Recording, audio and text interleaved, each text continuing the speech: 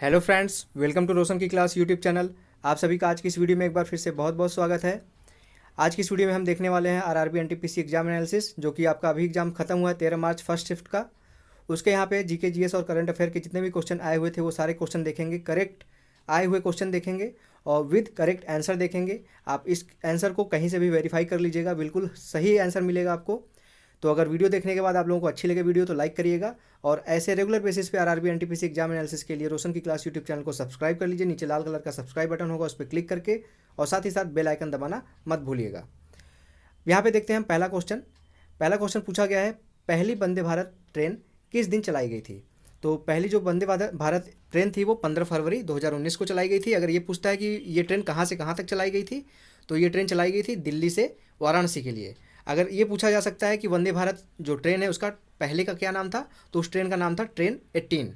ठीक है, अगले क्वेश्चन की तरफ बढ़ते हैं। कौशल विकास योजना यानी कि स्किल इंडिया मिशन कब शुरू किया गया था।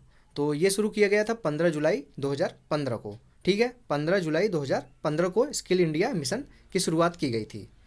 अगला क्वेश्चन यहाँ पे देख लीजिए, पूछा गया है वर्ल्ड ऑर्गेनाइजेशन से के मुख्यालय से। मैं आप लोगों को हर बार बोलता हूँ कि जो मुख्यालय हैं वर्ल्ड ऑर्गेनाइजेशंस हैं उनके मुख्यालय या फिर उनकी स्थापना कब की गई, ये जरूर देख के जाइए। तो देख लीजिए, आज पूछा गया है UNWTO का यहाँ पे मुख्यालय पूछ लिया गया है कि कहाँ पे स्थित है। सबसे पहले देख लेते हैं UNWTO का फुल फॉर्म क्या होता है। तो यहाँ पे UNWTO का फुल फॉर्म है United Nation World Tourism Organization, और पूछा गया था कि इसका मुख्यालय कहाँ है, तो इसका मुख्यालय है मैड्रिड, स्पेन में। अगर ये भी पूछ सकता है आने वाले शिफ्ट में, आप देख सकते हैं कि पूछ सकता है कि UNWTO की स्थापना कब की गई थी।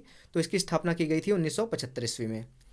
अगला क्वेश्चन पूछा गया है, स्वाइन फ्लू किससे फैलता है। तो स्वाइन फ्लू यहाँ पे पूछा गया था किस वायरस से फैलता है, तो इसका क्वेश्चन का सही आंसर होगा H1N1 वायरस। लेकिन अगर ये पूछा गया है कि किस जानवर से फैलता है, तो सूअर से होगा, जो सबसे ज़्यादा ये फैलता है। वैसे तो कबूतर से भी फैलता है ये स्वाइन फ्लू, लेकिन सबसे ज़्यादा ये सूअर जानवर से फैलता है। लेकिन इसका वायरस पूछा गया था, तो वायरस का नाम है H1N1 वायरस। बल का एसआई मात्रक पूछा गया था। बल का एसआई मात्रक वैसे नॉर्मली तो न्यूटन होता है, लेकिन वहाँ पे कुछ बच्चे बता रहे थे कि कुछ कन्वर्जन में दिया हुआ था, तो कन्वर्जन में अगर पूछा गया था तो बल का जो एसआई मात्रक होता है किलोग्राम मीटर प्रति सेकेंड स्क्वायर होता है। ठीक है, किलोग्राम यानी कि जो द्रव्यमान होता है, मीटर प्रति यानी कि नीचे सेकेंड स्क्वायर होगा, सी ऊपर जाएगा तो -2 हो जाएगा। ठीक है, और अगर यहाँ पे पूछ सकता है आने वाले शिफ्ट में आपको देखने को मिल सकता है बल का CGS मात्रक क्या होता है। तो बल का CGS मात्रक होता है डाइन। ठीक है, CGS का फुल फॉर्म क्या होता है, सेंटीमीटर ग्राम सेकेंड। अगला क्वेश्चन है, भारत का सबसे ज़्यादा समय तक प्रधानमंत्री कौन रहा। तो वहाँ पे आपको पता होगा कि वहाँ पे आपके ऑप्शन में एक थे पंडित जवाहरलाल नेहरू। भारत के अभी तक के सबसे ज़्यादा दिनों तक प्रधानमंत्री मतलब सबसे ज़्यादा दिनों तक प्रधानमंत्री रहने का श्रेय इन्हीं को प्राप्त है, पंडित जवाहरलाल नेहरू। ये थे आपके टोटल 6130 दिन तक ये भारत के प्रधानमंत्री के रूप में कार्य किए थे। अगला क्वेश्चन था, चंद्रगुप्त मौर्य किस वंश के शासक थे। तो सिंपल सा ये क्वेश्चन था, मौर्य वंश के शासक थे।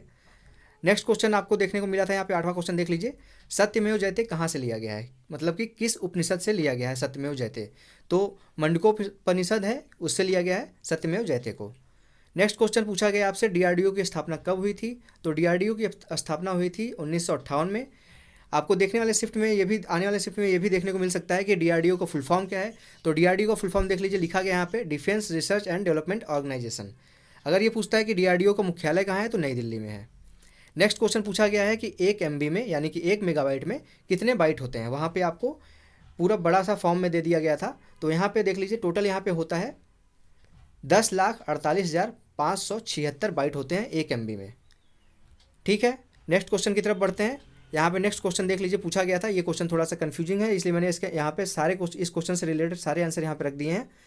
यहाँ पे कोई बच्चा बोल रहा था कि सम्राट अशोक के पिता का नाम पूछा था, कोई बोल रहा था कि सम्राट अशोक के दादा का क्या नाम है। तो यहाँ पे मैंने दोनों चीज़ें यहाँ पे लिख दी हैं कि सम्राट अशोक के पिता के बारे में अगर पूछा गया है तो बिंदुसार जी थे, अशोक के पिता का नाम बिंदुसार था। अगर पूछा जाए कि यहाँ पे अशोक के दादाजी का क्या नाम था, तो अशोक के दादाजी का नाम था चंद्रगुप्त मौर्य।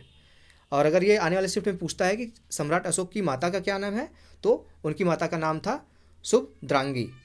नेक्स्ट क्वेश्चन यहाँ पे आपसे गांधी जी के आंदोलनों से पूछा गया था। गांधी जी के आंदोलन दिया गया था, उसमें क्रमानुसार आपको लगाना था। तो आप गांधी जी के आंदोलनों को आप ध्यान से देख लीजिएगा कि गांधी जी के आंदोलन कौन कौन से किस समय पे स्टार्ट किए गए थे, उसको क्रमानुसार लगाना। जैसे चंपारण आंदोलन हो गया, सत्याग्रह आंदोलन हो गया, तो उसकी डेट के अनुसार उसको क्रम के अनुसार लगाना था।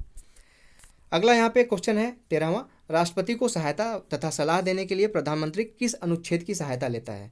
तो यहाँ पे जो प्रधानमंत्री सलाह देता है या फिर सहायता देता है राष्ट्रपति को, वो अनुच्छेद 74 यानी कि आर्टिकल 74 यानी कि अनुच्छेद 74 के अंतर्गत ये सलाह और सहायता देते हैं राष्ट्रपति को। नेक्स्ट क्वेश्चन है यहाँ पे राष्ट्रपति से वही उसी तरीके से आया था जैसे गांधी जी के आंदोलनों के बारे में पूछा गया था, उसी तरीके से यहाँ पे पूछा गया था कि राष्ट्रपति को क्रम अनुसार लगाना था कि कौन से राष्ट्रपति पहले बने थे, उनके बाद कौन से राष्ट्रपति बने थे। इस तरीके से वो बीच बीच में से उठा के दे दिया गया था। जैसे इसमें 3 ऑप्शन यहाँ पे ये थे, जाकिर हुसैन, नीलम संजीव रेड्डी और ज्ञानी जैल सिंह। तो यहाँ पे आप सभी को मैं बता दूं कि जाकिर हुसैन आपका 1967 में राष्ट्रपति बने थे, नीलम संजीव रेड्डी 1977 में बने थे और ज्ञानी जैल सिंह 1982 में बने थे। तो ये आपका क्रम इसी के अनुसार यहाँ पे होगा। इसी तरीके से आप एक बार राष्ट्रपतियों के क्रमानुसार कि कौन कब बना था ये देख लीजिएगा। अगला क्वेश्चन यहाँ पे पूछा गया था ड्यूटेरियम ट्राइट्रियम ये किसके समस्थानिक हैं। या तो ये क्वेश्चन था या फिर ये क्वेश्चन था कि ट्राइट्रियम की परमाणु संख्या और द्रव्यमान संख्या कितनी है। तो ड्यूटेरियम और ट्राइट्रियम ये आपके हाइड्रोजन के समस्थानिक हैं और ट्राइट्रियम का अगर परमाणु संख्या पूछा गया तो ट्राइट्रियम का परमाणु संख्या है 1 और यहाँ पे द्रव्यमान संख्या है 3।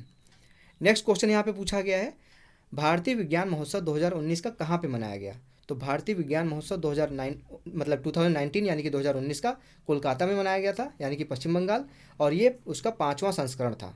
भारतीय विज्ञान महोत्सव का जो 2019 का संस्करण था वो 5वां संस्करण था। 17 नंबर का क्वेश्चन देख लीजिए, पूछा गया यहाँ पे नमामि गंगे योजना कब चलाई गई। तो नमामि गंगे योजना चलाई गई थी जुलाई 2014 में। ठीक है, प्रधानमंत्री नरेंद्र मोदी ने जब पहली बार भारत के प्रधानमंत्री के रूप में शपथ ली थी उसके बाद इन्होंने नमामि गंगे योजना की शुरुआत की थी। अब यहाँ पे 18वां क्वेश्चन है, देख लीजिए यहाँ पे 18 नंबर का क्वेश्चन है पद्म विभूषण 2021 किसे दिया गया। तो ये करंट का न्यूज़ है, अभी मुश्किल से 10 दिन पहले की न्यूज़ है ये। तो पद्म विभूषण 2021 का 4 लोगों को दिया गया है। सबसे पहले यहाँ पे जो अभी क्वेश्चन पूछा जा चुका है कि ये पूछा गया था किस देश के पूर्व प्रधानमंत्री को पद्म विभूषण दिया गया है। तो ये हैं जापान के पूर्व प्रधानमंत्री शिंजो आबे, इनको दिया गया है पद्म विभूषण 2021 का। और अगर ये पूछता है कि मरणोपरांत किसको दिया गया है तो SP बालासुब्रमण्यम जो गायक थे साउथ के दक्षिण भारत के, उनको दिया गया है पद्म विभूषण 2021। और एक सैंड कलाकार हैं, आपने देखा होगा कि बालू के ऊपर कलाकृतियाँ बनाते हैं, सुदर्शन साहू नाम है इनका, इनको दिया गया है। और एक पुरातत्वविद है BB लाल, इनको दिया गया। 4 लोगों को पद्म विभूषण 2021 दिया गया है। तो आज के यहाँ पे इस वीडियो में 18 क्वेश्चन मैं आप लोगों के लिए लेके आया हूँ और 100% करेक्ट क्वेश्चन है और विद करेक्ट आंसर है। तो इस चीज़ को आप अगर आप लोगों को देखने के बाद ये लगे कि हाँ ये क्वेश्चन आए हुए हैं, अगर आज के एग्जाम आप देख के आए हैं तो और ये 100% आए हुए अगर आपको क्वेश्चन मिले हैं तो नीचे कमेंट में आप कमेंट करिए कि ये क्वेश्चन आए हुए हैं, और जिससे आने वाले बच्चे जो वीडियो देखते हैं उनको ये पता चल सके कि रोशन की क्लास यूट्यूब चैनल पे 100% ऑथेंटिक यहाँ पे कंटेंट अपलोड होते हैं, ना कि बाकी सब यूट्यूबर्स की तरह आप यहाँ पे झूठ बोल के अपने व्यू पाने के लिए यहाँ पे सिर्फ वीडियो बनाते हैं, ऐसा नहीं है। तो यहाँ पे आप रेगुलर बेसिस पे बने रहिए, RRB NTPC एग्जाम एनालिसिस देखते रहिए। अगर आप लोगों को वीडियो पसंद आई है तो लाइक जरूर करिएगा और रेगुलर बेसिस पे जुड़े रहने के लिए रोशन की क्लास यूट्यूब चैनल को सब्सक्राइब कर लीजिए और साथ ही साथ बेल आइकन को दबा लीजिए। तो फ्रेंड्स मिलते हैं नेक्स्ट वीडियो में, तब तक के लिए आप लोगों का बहुत बहुत धन्यवाद। जय हिंद, वंदे मातरम।